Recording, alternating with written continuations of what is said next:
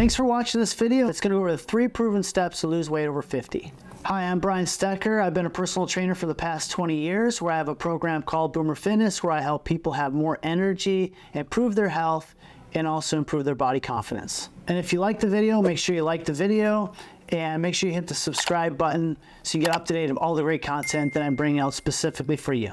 So if you want to lose weight and you're over the age of 50, people are overcomplicating this, and it can really be done in 3 simple steps. And there's a few mistakes that people are making, and if you want to avoid those mistakes, make sure you stick around to the end of the video so you can get all the solutions. So it really comes down to 3 things. It comes down to nutrition, exercise, accountability, and support. The first proven step is nutrition, and it's one that people tend to overcomplicate. A lot of times, it's really just coming down to finding nutrient-dense foods that you enjoy and eating them over a consistent period of time, and then making sure you're getting the proper amount of them by tracking them in a fitness app to make sure you're hitting your calorie targets. It's not about a fad diet. It's not about starving yourself or doing a diet where you're cutting out all your carbs. Then 3 to 4 weeks later of doing that, you go out to eat and you splurge, and then you end up gaining all the weight back because it wasn't sustainable. At the end of the day, it's about knowing your calories in versus calories out. So you can pull up Google, type in BMR calculator, and it's going to give you a calorie target. What you'll end up seeing for an average female, it's between 1,000 and 1,400 calories a day. For a man, it's between 1,800 and 2,400 calories a day. At the end of the day, it really just comes down to having a handful of foods that you enjoy eating. If you'd like a free list of foods, down in the description you'll see a link where you can click on it, and I'll give you a whole list of protein, carbs, and fats that you can enjoy eating. The second proven step is exercise. It's really easy to go back to one of your old workout routines that you did in your 20s or 30s, or watch a couple of YouTube videos, but you really got to be mindful of your body at the stage that you're in, because it could lead to a strain, tear, or a pull, which could lead to a serious injury that could give you a major step back, so you can't train for weeks or months, keeping away from your long-term fitness goals. A simple strategy that works for people when they're starting out is simply going for a walk 3 to 4 days a week for 30 minutes. Also doing calisthenics or body weight exercises 2 to 3 times per week to start incorporating resistance training. This could be as simple as doing body weight squats, some TRX rows, and some push-ups, and setting your timer for 20 to 30 minutes and working at your own pace. My most successful clients, they focus on consistency over intensity. Why consistency is more important is because what it's going to allow you to do is start incorporating into your lifestyle, versus intensity can lead to burnout and injury. Did I mention that I created a freebie, and it's down the link below, and it's calisthenic exercise that you can do from the comfort of your home. And if you want that, click on the link in the description, enter your email, and I'll send it right on over to you. And accountability, it's the one key that holds everything together.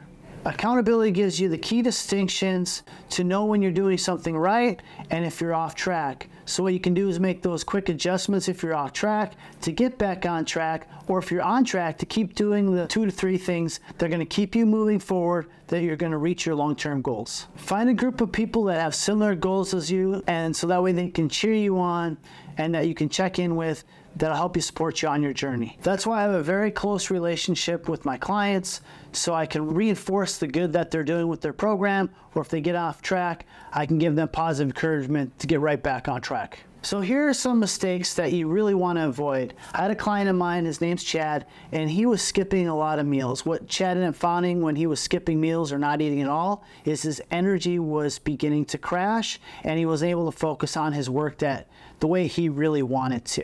Chad simply thought, losing weight was not about eating at all. So Chad stopped eating. What he ended up finding is that his energy levels were crashing, and he became really hungry. And then what he would end up doing is binge eating even more, and he ended up gaining a whole lot more weight. So a solution that we found for Chad is finding out a list of foods that he really enjoyed eating that gave him sustainable energy.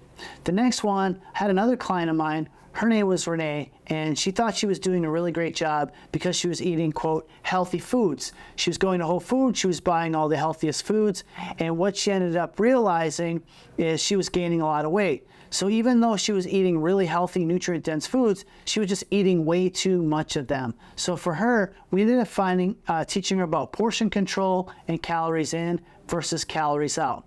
The last one, my client Cindy, she was feeling hungry all the time. She was in a calorie deficit, she just wasn't eating the most nutrient-dense foods. So what we found for Cindy is by increasing her protein intake, protein ended up allowing her to feel full, and a lot of studies show that if you eat 300 calories worth of protein for breakfast, you'll consume less total calories throughout the day. So just eat your protein and stay full. So when it comes to exercise, one of the biggest mistakes that I see people make, and one that I've made way too often for myself, is come down to overtraining and not listening to your body.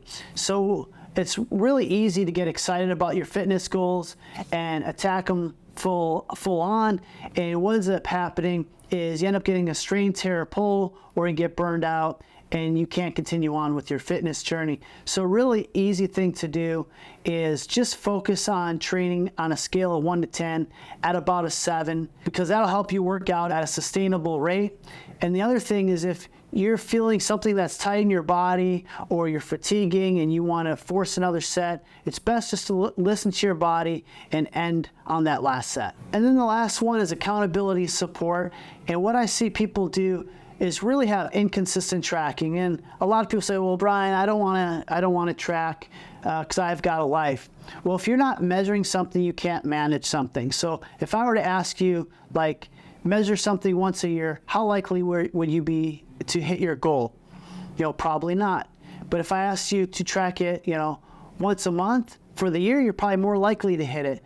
But if you're able to track something, every single day, i.e. your calories, i.e. stepping on the scale, you're probably going to be more likely to make some adjustments. So what I see is people don't do any kind of tracking, so they can't measure how much progress that they made for themselves. The next one that I see a lot of people make is not reviewing their progress. So a lot of times, people don't feel like they're having success in the gym. But when you pull out a workout card from, week 12 to week 1, and you showed them, hey, week 1, you couldn't even do a push-up.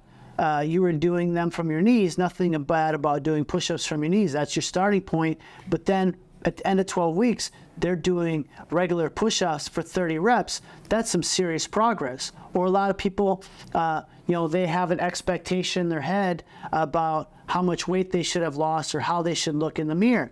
But then when you show them a picture of where they are 12 weeks from now, or you do an in-body weight and it shows them how much muscle they gained and how much weight that they lost, they end up seeing how much that they've really improved over time. What you really got to do is just check in with yourself every 2 weeks to see how much progress that you're making. And what that's going to do is it's going to get you excited about what you are doing that's positive and want to take those actions. As you can tell, I've been doing this for a long period of time, and those are some mistakes that you want to avoid. If you like this video and you'd like some help with this, down in the description down below, you'll see a link. You can book a 15-minute call with me, and I can see if I can help you out. Also, down in that link below, I put together a free training on how to exercise and how to eat.